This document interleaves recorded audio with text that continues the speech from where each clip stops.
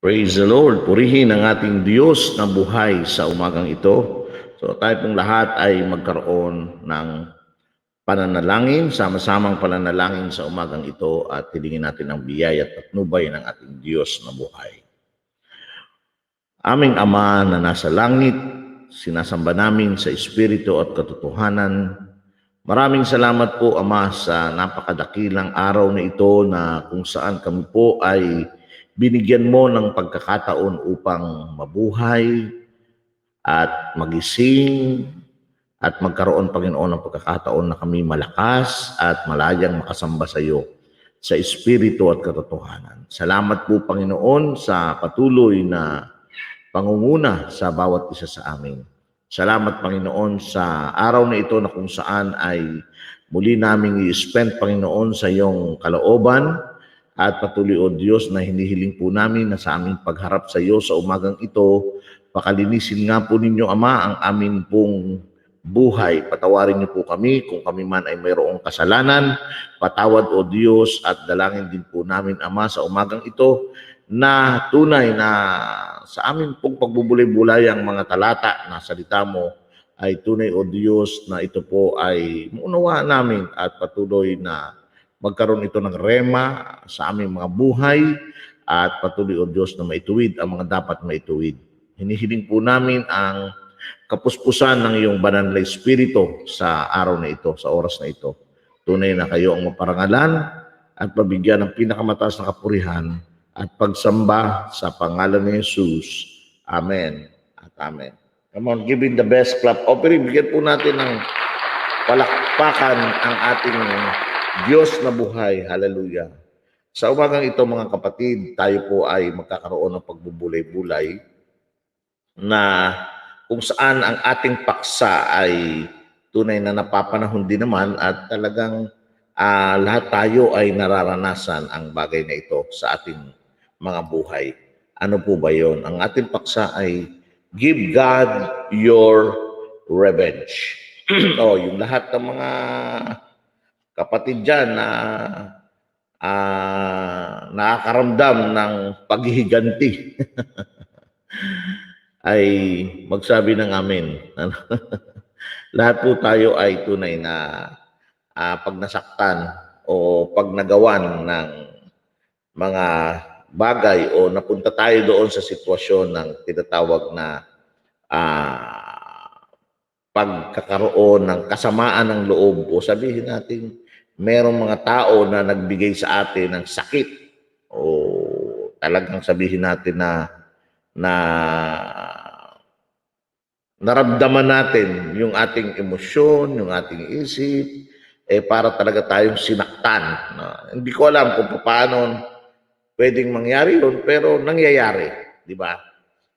Sabi nga maging yung ang higit na masakit ay yung tinatawag na yung malapit pa sa'yo, yun pa yung gagawa sa'yo ng kasamaan o gagawa sa'yo ng hindi maganda sa iyong sarili, naroroon na magtatanim ka talaga ng galit.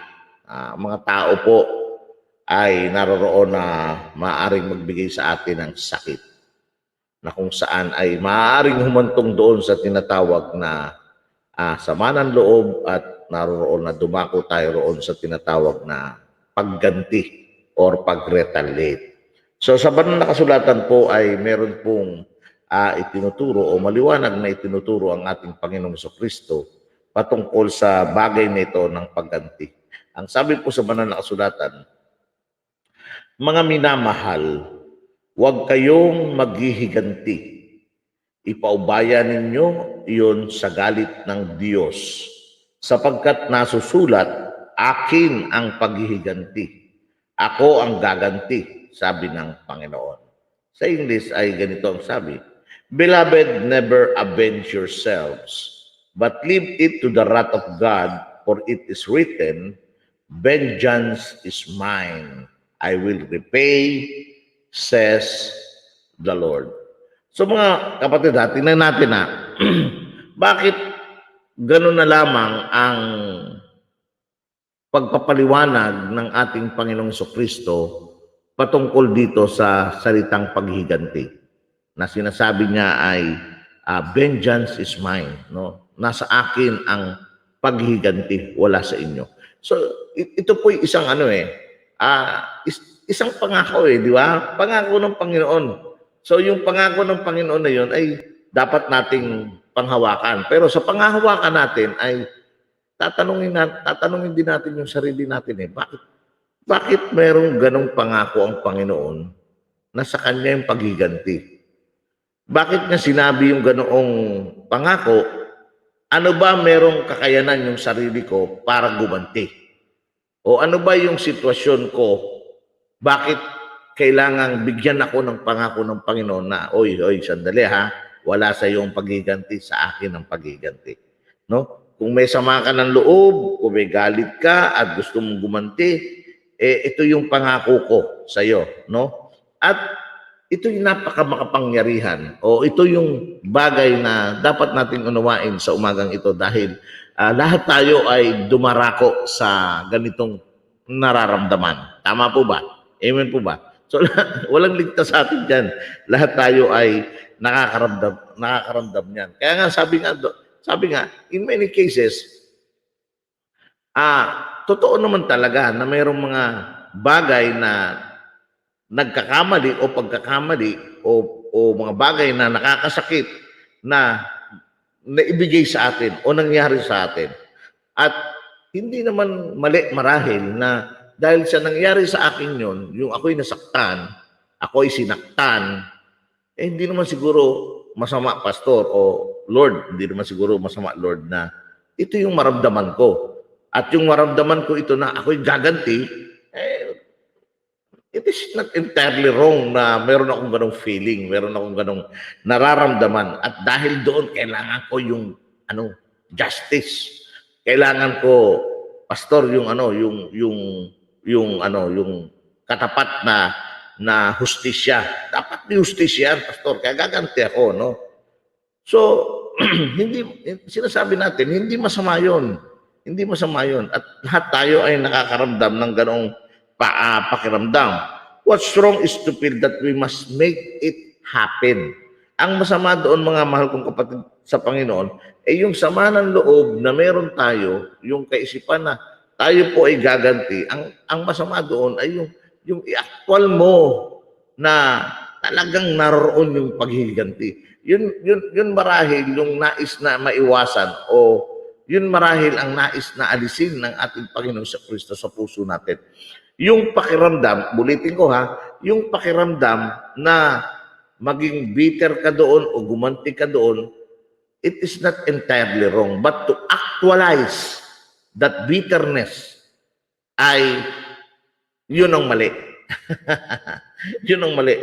Bakit, Pastor? Tao ka naman talaga, sa totoo naman talaga, mga kapatid. Ang bawat isa, sino ba dito ang hindi tao? Tao tayong lahat. Ibig sabihin, lahat tayo merong nararamdaman, lahat tayo ay merong emotion na kung saan ay pag sinaktan ka, sino ba naman ang sinaktan na matutuwa? Lahat tayo ay hindi matutuwa kapag sinaktan tayo. Lahat tayo ay hindi magkakaroon ng emosyon na kung saan ay sinaktan ka na, happy ka pa. Hello? Hindi po, di ba? So, what is entirely wrong, that's why we have a promise from God na vengeance is mine, is that yung actualization nung naramdaman mo. Yung talagang yung retaliation na kung saan ay gagawin mo, i-apply mo, yun ang mali. Nakukuha niyo yung premise. Nakukuha natin yung premise. Kaya naroroon na sinasabi ng banal na kasulatan, mga kapatid, sabi niya, akin ang paghihiganti, ako ang gaganti, sabi ng Panginoon. No? So, why? Dahil sabi nga rin sa Epeso, no, dapat ganito yung inyong maging actualization. Yung nararamdaman ninyo na kung saan ay masakit, yung nararamdaman niyo na sumama yung loob ninyo, yung nararamdaman ninyo na parang kayo ay naroroon na nagkaroon ng negatibong damdamin laban sa kapwa nyo o laban sa sino mang nakapagbigay sa inyo ng sama ng loob o galit, ay naroroon na sabi niya sa halip, maging mabait kayo at maawain. Magpatawad kayo sa isa't isa tulad ng pagpapatawad sa inyo ng Diyos dahil kay Kristo. Ayan yung konkreto, yung specific na response na itinuturo ng banal na kasulatan sa atin. Pero mahirap pa rin, di ba? Maging mabait, nauno mo, ginawan ka na ng masama, magiging mabait ka pa. Ginawan ka na ng masama, magiging mapagpatawad ka pa. Ano ba yun? Sobra naman yan, grabe naman yan. Hindi naman dapat ganyan. Ayan, di ba? Tayo, yung reality lang naman ang gusto nating pag-usapan. Dahil sa totoo, yun naman talaga ang nararamdaman ng bawat isa sa atin. Nangyayari ba yun sa lahat? Nangyayari yun. Kahit minsan nga, sabi natin, minsan yung nakakapagdulot pa ng sakit sa atin ay yung mas malapit sa atin, mas masakit, mahal natin sa buhay. Kapatid, kaibigan, nanay, tatay, mas masakit yun, di ba? Pero sa totoo, nangyayari naman talaga sa ating lahat yan. Maging sa kapwa natin, kapag ginawan tayo ng masama, masakit. Pero sinasabi ng Panginoon, maging mabait kayo at maawain. At hindi lang maging mabait at maawain, sabi doon, mapagpatawad kayo, magpatawad kayo sa isa't isa, tulad ng pagpapatawad sa inyo ng Diyos. Bandang dulo niyan, meron na namang question mark yan. Bakit ganun ang response ko? Bakit ganun ang dapat na maging responde ko? Meron bang dahilan? Meron bang malalim na kadahilanan? Bakit ganito yung gustong sabihin ng Panginoon sa akin? Alam ng Panginoon, mahirap eh. Pero ulitin ko nga, sabi nga natin, it is not entirely wrong to feel that way. Hindi mali yun. Dahil tao nga tayo na nakakaramdam ng emotion na ganon. Ang mali doon ay yung magkaroon ka na ng actualization na gumanti. Kaya nga itinuturo sa iyo ng Panginoon, anak, wait ka muna. Huwag kang mag-alala. Ako ang Diyos. Ako ay just. Ako ay matuwid. Huwag kang mag-alala. Akin ang paghiganti. Hallelujah. So yun yung dapat natin maunawaan. And if we talk some biblical commands, napakaliwanag, specific. Ayan yung sinasabi ng Panginoon na dapat natin gawin. Sabi nga dun sa Mateo, ngunit kung hindi niyo pinapatawad ang inyong kapwa, hindi rin patatawarin ng inyong ama ang inyong mga kasalanan. So napakahirap mangyari dito yung dulo na ganyan. Ako personally, hindi tama sa atin yung mangyari yung ganyan. Dahil ang katotohanan, ang tunay na anak ng Diyos ay mayroon pong malalim na pagkaunawa patungkol sa pagpapatawad. Maaaring hindi ka handa sa ngayon na magpatawad, pero ang dulo pa rin nun, dapat magpatawad ka. Bakit? Dahil ikaw nga pinatawad ng Panginoong Jesucristo. Naiintindihan ho ba natin? No? Mamaya, lalo kong i-discuss, yung lalo kong sasabihin, medyo pinipigil-pigil lang ko pa sabihin. Dahil gusto ko munang maunawaan natin yung sa side natin. Na kung saan yung sa side natin, sabi ko nga, ito naman talaga yung damdamin na maramdaman mo. No? Pero sabi ng Panginoon, ito dapat ang response mo. Itinuturo ng Panginoon, ito dapat ang maging responde ng bawat isa sa atin. Ano yun, Pastor? Maging mabait, maging maawain, maging mapagpatawad. Bakit? Dahil kapag hindi ka nagpatawad, pinapamukha. Yun yung salita na. Pinapamukha sa iyo ng Panginoon. Sandali anak, grabe ka naman. Ako nga nagpatawad sa iyo. Hindi ng kasalanan ginawa mo sa akin. Pero pinatawad kita. Bakit? Dahil mahal kita. Kaya pinatawad kita. Pero kapag hindi ka nagpatawad, hindi ka rin patatawarin ng Ama. Anong konklusyon nun? Anong implikasyon nun? It means, walang pinasimulan sa iyo. Ako personally, ewan ko sa iba. Pero sa totoo lang, kung ganoon na hindi ka marunong magpatawad, it means na ang pag-ibig ni Kristo wala rin sa puso mo. Ganon ang implikasyon ko nun. Dahil ang katotohanan, tinatalo ang anumang emosyon o anumang mga bagay na nasa puso natin ng pag-ibig ng Panginoong Jesucristo na naramdaman mo at nasa puso mo. Kapag ang isang tunay na mananampalataya ay tunay ngang naroroon ang pag-ibig ni Kristo sa puso niya, ang banal na Espiritu ay nananahan sa puso niya, kaya niyang magpatawad. Come on, give him the best clap offering. Yan. Kaya mong magpatawad. Kaya ang implication yan, kapag hindi ka mananampalataya, hindi mo kaya magpatawad. Kung mananampalataya ka, maaaring may prosesong mangyayari, pero at the end of the day, magpapatawad ka pa rin. Bakit? Sapagkat nararamdaman mo yung pag-ibig ni Kristo sa puso mo. Ngayon, itong talata na to, sa aking tingin, sa aking palagay, ay nagaganap lamang ito doon talaga sa mga taong hindi talaga nanampalataya o nagtiwala sa Panginoon. na kung saan sabi niya, ngunit kung hindi niyo pinatatawad ang inyong kapwa, hindi rin patatawaran ng inyong ama ang inyong mga kasalanan. Oh, sino ang kausap niya diyan? Unang-unang tingnan mo, di ba? Ang kausap niya diyan mga tao. So, ibig sabihin, pagdating sa mananampalataya, it is impossible na hindi po tayo magpatawad. Maaaring magproseso tayo, pero sa totoo lang, magpapatawad ka pa rin. Ngayon, bakit natin pinag-aaralan ito? Dahil ang sabi ko nga, bakit natin ito pinagbubulay-bulayan? Dahil ang katotohanan, kung sa konteksto ng ikaw mismo bilang mananampalataya, sinasabi ng banal na kasulatan, okay anak, naiintindihan kita. Ha? Naiintindihan kita, nauunawaan ko ang gesture mo, ang responde mo.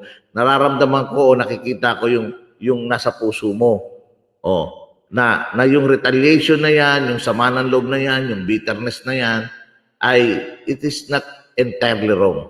Okay, mararamdaman mo yan. Pero bilang anak ko, gusto kong unawain mo na magtiwala ka sa akin. Yan, ito na, papasok na tayo. At dito po tayo magtatapos.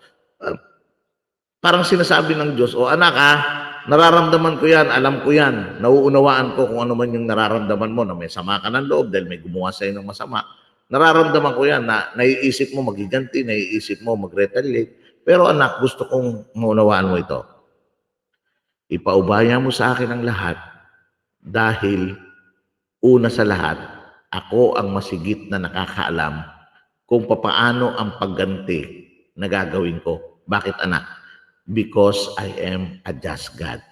Makapangyarihan ako, alam ko ang dapat gawin dahil Diyos ako, kaya paubaya mo na sa akin. Kaya ang gawin mo, magpatawad ka. Ayun. Amen po ba? So, ganun ang ibig sabihin ng Panginoon dyan sa mga talata na kung saan ay sinasabi ng ating Panginoon, mga minamahal, huwag kayong maghihiganti, paubayan ninyo iyon sa galit ng Diyos sapagkat nasusulat, akin ang paghihiganti, ako ang gaganti, sabi ng Panginoon.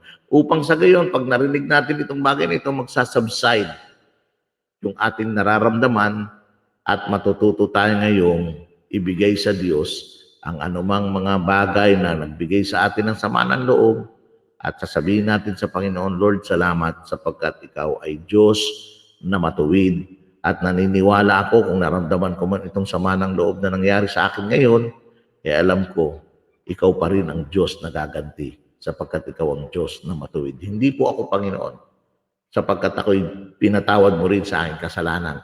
Kaya kung meron mang nakagawa sa akin ng bagay na ito na masakit, naramdaman kong gumanti, naramdaman kong sama ng loob, pero Panginoon, tanggalin mo yung sama ng loob na ito, pinapatawad ko ng taong ito, but still Lord, alam ko, matuwid kang Diyos at sa iyo ang pagganti. Salamat po Panginoon. So, magandang umaga mga kapatid. Ibalik natin sa Diyos ang lahat ng papuri at pagdakila sa mga oras na ito. O aming Diyos na makapangyarihan sa lahat, salamat po sa pagbibigay sa amin ng pag-unawa patungkol sa mga hakbangin at damdamin na dapat mayroon kami bilang mga anak mo. Salamat sa umagang ito at hinihiling ko po, Ama, ang patuloy na patnubay at pagpapala sa lahat po ng aming mga gagawin. Maraming salamat at puspusin mo kami ng iyong banal na Espiritu at maparangalan ka sa aming buhay sa pamamagitan ng aming mga gawain. Salamat po, Ama, sa pangalan ni Jesus. Amen at Amen. Magandang umaga po mga mahal kong kapatid at kaibigan sa Panginoon. Sa Diyos ang kapurihan, Soli Deo Gloria.